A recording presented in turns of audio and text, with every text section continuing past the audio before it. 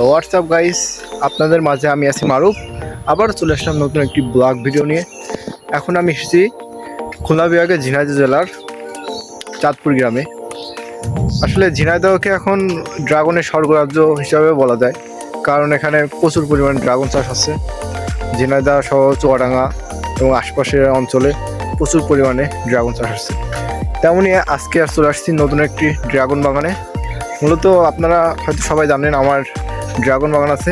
হ্যাঁ, আমি সেখানে আসছি, আপনাদের মধ্যে তুলে ধরবো ড্রাগনের জাত এবং ড্রাগনের কোন সময় কোন ধরনের ফল পাওয়া যায়, সেই হিসাবে একটা ছোট্ট একটা ব্লগ করতেছি। এখানে কিন্তু ড্রাগনের পাশাপাশি পেয়ারা, মালটা, আঙুর সব ধরনের চাষ করা হয়। তো আজকে আমার মূল ভিডিও করার মূল উদ্দেশ্য হলো ড্রাগন কোন সময় থেকে কোন সময় হয় এবং ড্রাগনে কী কী পরিচর্যা করলে ড্রাগন ভালো হয় সেই সম্পর্কে। আপনারা সবাই জানেন যে বছরে 6 মাস ড্রাগন হয়, আর 6 মাস ড্রাগন থাকে না গাছে। এখন মনে করেন ফুল সিজন চলতেছে ড্রাগনের।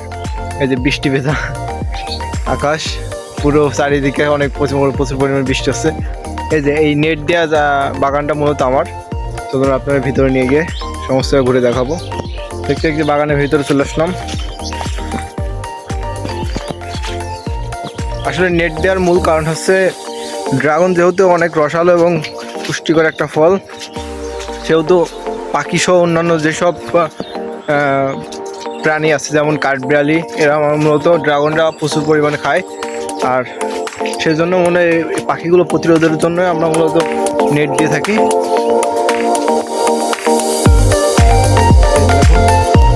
প্রচুর পরিমাণ ড্রাগন আছে বাগানে। এই যে এগুলো নতুন হচ্ছে গিয়ে এবারে তোলার জন্য আমরা হারভেস্ট করার জন্য প্রস্তুত করতেছি। এই যে এগুলোর বয়স এখন 23 দিন চলতেছে আজকে। আর এই ফলগুলোর বয়স একটু বেশি, এগুলো 25 দিন চলতেছে। আবার কিছু কিছু ফলে, যেমন এই যে এই ফলটার বয়স 30 দিন ওভার হয়ে গেছে। এটা 2-1 দিনের ভিতরে কালার চলে আসবে, তখন আমরা কেটে ফেলবো। আসলে আজকে আবহাওয়াটা অনেক সুন্দর, সারাদিনই টুকটাক বৃষ্টি হইতেছে। এই যে দেখুন, নেট দেওয়ার মূল কারণ দেখুন, এই যে পাখি যেমন করে খেয়ে ফেলে, ঠিক আছে, এটা মূলত নেট দেওয়ার মূল কারণ। আর নেট দিলে মূলত ড্রাগন পাখিতে কম খাইতে পারে এবং আমরা সুন্দরভাবে পরিপক্ক করে তারপর তুলতে পারি, সেই জন্য মূলত আমরা নেট দিই। আর এখন মূলত ড্রাগনের সিজন চলতেছে। ড্রাগন মূলত বর্ষাকালেই বেশি হয়, শীতকালে তেমন একটা ড্রাগন হয় না।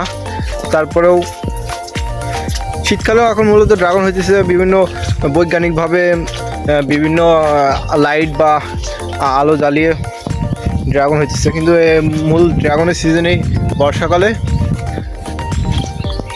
এই দেখুন, আপনাদের আরও দেখাবো। এই যে এই পাশে ড্রাগনগুলো দেখেন, এই যে এগুলোর বয়স আপনার 30-35 দিন বয়স হয়ে গেছে। এগুলো 2-4 দিনের ভিতরে কাটা যাবে, 2-4 দিন দিয়ে লাভ চলে আসবে। আর এই দেখুন, নেট দিয়ে তারপরে প্রচুর পাখি বাগানে। এগুলো মূলত 2-1 জায়গা দিয়ে ওরা ঢোকে কোন দিক থেকে সেটা ওরাই জানে ভালো।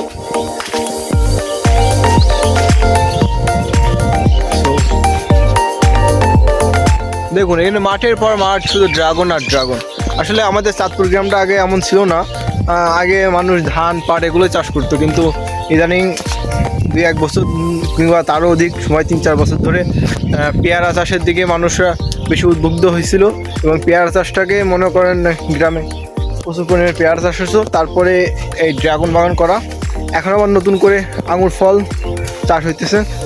তো আপনার যাদের ড্রাগন, পেয়ারা, মালটা এইসব দেশীয় ফল বা বিদেশীয় ফল লাগবে, আপনারা আমাদের সাথে যোগাযোগ করতে পারেন এবং বাগান এসে ভিজিট করতে পারেন। সো আজকের মতো এই পর্যন্তই। সবাই ভালো থাকবেন। দেখা হবে নতুন কোনো ভিডিওয়, নতুন কোনো চাষ বা নতুন কোনো বাগানে গিয়ে। সো ধন্যবাদ সবাইকে। আল্লাহ হাফিজ।